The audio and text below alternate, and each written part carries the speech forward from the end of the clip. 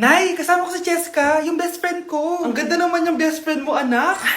Oh, kumain na kayo dito. Ay, hindi na, Nay. Busog pa kami, di ba? Opo, tita. Sige. Pasok na kami sa kwarto, Nay, Tara na.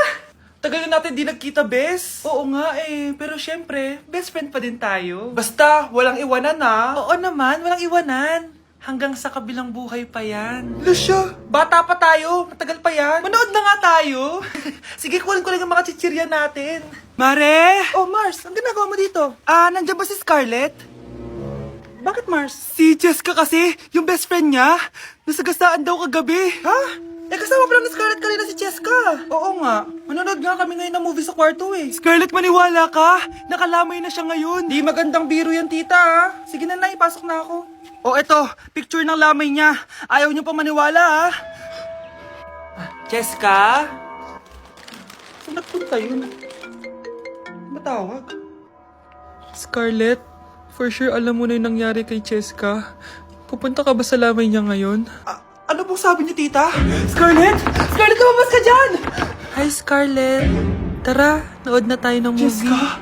Di ba walang iwanan? Sumama ka na sa akin.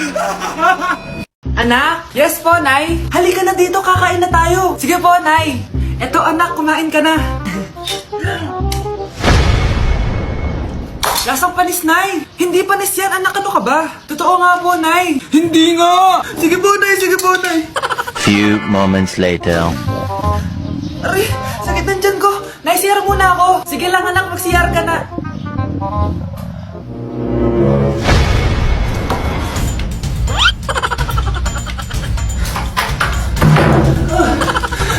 Anak!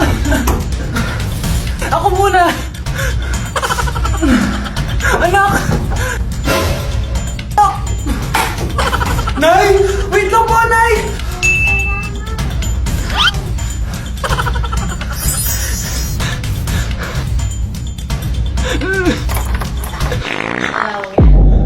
Nay! Wow! Anak, di ako makapaniwalang may pinapatayo na tayong bahay. Nay, deserve natin to. Ang tagal niyo din to pinaghirapan. Ma'am, saan ko po ilalagay itong mga semento? Doon na lang sa gilid, kuya. Sige po, ma'am. Excited na ako matapos tong bahay natin, anak. Saan dito? Hoy, huwag ka pupunta dyan! Grabe nangyari sa kanya. Naman siya. Ba't ang daming tao? Engineer, anong meron? Ma'am, yung isa sa mga trabahador namin, na kuryente tapos natabunan ng semento. Ayun, namatay. Ha? Paano nangyari yun? May nag-utos ata sa kanya na ilagay yung semento sa gilid. Madami live wire dun Ay. Ang problema, ma'am, kung tatanggalin pa namin yung katawan niya sa ilalim ng semento, baka hindi agad matapos tong bahay niyo. Hindi pwedeng hindi matapos agad tong bahay na to. Di bale, babayaran ko na lang yung pamilya nung namatay. Nay, sigurado ka ba? Sige po, ma'am. Sige na, ituloy niyo na yan. Congrats po, ma'am. Natapos din yung bahay niyo. Ang ganda, di ba? Wow, ang ganda. Maraming salamat, engineer. Una na po ako, ma'am. Anak, tara, pasok na tayo. Wow, ang ganda ng loob. Nay, hindi talaga ako mapakali na may bangkay dito sa ilalim ng bahay natin. Huwag kang okay, anak. Kasalanan niya naman kung bakit siya namatay Ay, matutulog na lang ako sa bago kong bahay. Wow, ang ganda ng kwarto ko. Ano yun? Kasalanan mo kung bakit ako namatay. Nay!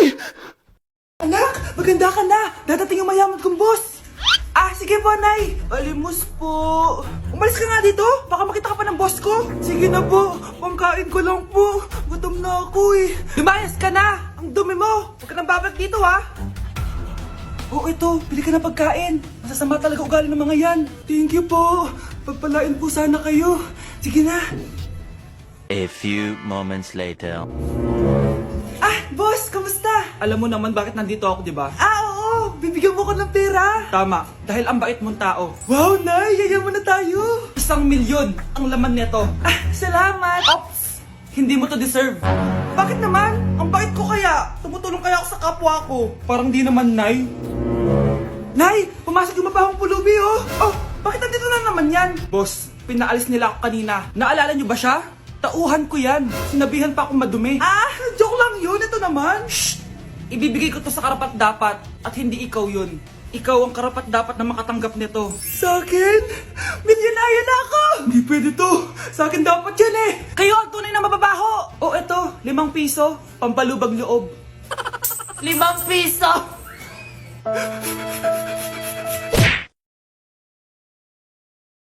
Exam na namin bukas, kailangan ko na mag-review. Ang hirap. Huwag ka na mag-review, te. Kunin mo yung cellphone mo, tapos mag-TikTok ka. Hindi ko gagalawin yung cellphone ko. Naku, sayang lang oras mo kaka-review. Masasaya ka pa sa TikTok. Oo na, magti-TikTok na ako.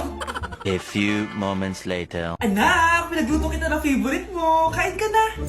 Wow, ang sarap ng pagkain. Pero konti lang kakainin ko kasi diet ako eh. Kain ka ng madami. Ubusin mo na lahat. Minsan lang yan. Hindi ako magpapatukso sa pagkain. Konti lang kakainin ko. Sabi nga nila, love your body. Huwag mong pigilan yung sarili mo kung di mo kaya. Go na, ubusin mo na lahat yan. Tangina! Oo na! Ubusin ko na lahat to! Anak, sabi ng teacher mo, bagsak ka daw. Simula ngayon, bawal ka na mag-cellphone ha? Hala, bawal ka daw mag-cellphone? Hindi pwede yan. Magalit ka sa kanya.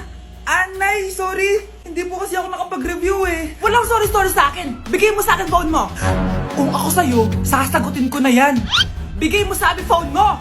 Sagutin mo na! Tama na! Anak, okay ka lang? Mukha ba akong okay, Nay? Palaging may bumubulong sa akin. Naku, Diyos ko! Nay, tulungan mo ako! Kaka-TikTok mo yan eh. Tara, dadalhin na kita sa mental hospital. Nay, gusto ko daw makilala ng jowa ko. Ah, sige anak, papasukin mo. Ah, sige, Nay. Babe, pasok ka. Halika kayo, kumain muna kayo. Babe, kain ka na. Anong pangalan mo, iho? Anak, hindi ba ito nagsasalita? Baka nahihiya lang yan, Nay. Ikaw talaga, babe. Sige, kain na kayo.